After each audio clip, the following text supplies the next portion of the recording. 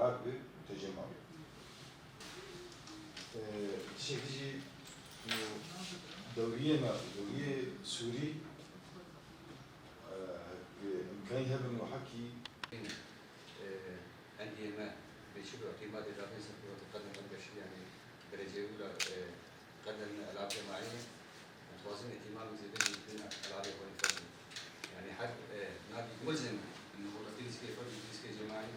لأن قبل بطولة أول شيء كان راستي بيكون مثلا كرة الطاولة ده نادي مسجل كرة الطاولة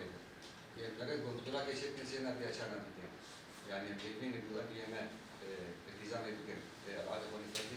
فردية المنشأ قادر الطاسة أصلا طائرة العمود هي الميلان هي التمسكية هي وواضي ركيجي هي بحمود جديد نقام شغل ملعب واسع ملعب كام ملعب يشيل مثلا أنا كان بالتجمعات عمودي يعني فترة هاني قرق تحكيم جبل ترسكن يعني أكم جبتنا يعني فترة هاني قرق العمودي مثلا دورات بابن لور ماشي أنا بزر في منطقة نقاش كري وسيارة وإيجارات أنا قلت زحمة لور دورات التحكيم شيء الآن دورات التحكيم شيء يعني قلت درنجي كت راسه طويلة ميلش حطهم بس بلتين ويرجعوا خوش ببيت چه ميزاني هاتبه دانين شبو بس فقط أم نشاط خالص بيه بكن افتني تكين أكيد يعني حتى أنا هاكي هالشهر بين صار يعني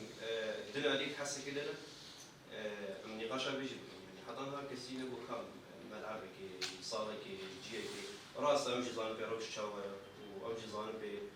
بزحمة وضع وميزاني وإلى آخره تمام صار دو سيج دي وكيلوي بخوازم فيدا دي ساجي بقري جنادي قبل لعب بضمير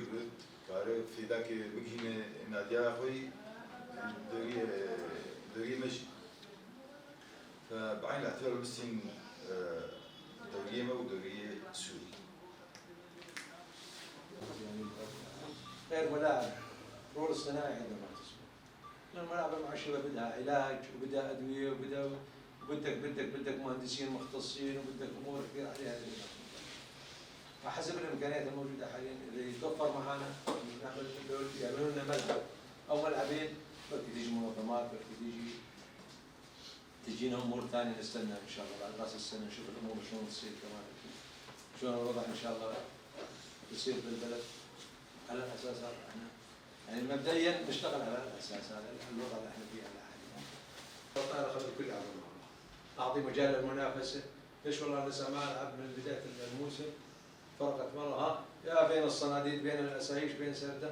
خلي المنافسة تصير قوية احتمال تضيع نقطة من سردم احتمال تضيع نقطة من هون تضيع من هون تعطي منافسة للأندية تبعنا تلعب كلها نقطة وتعطي كمان مثل ما حكى كابتن الشياط إشباع للاعب والله يلعب أربع ألعاب الماضي 5 أندية كان 6 أندية الدرجة الأولى 3 أو 4 أندية أو 5 أندية درجة ثانية ليش؟ لا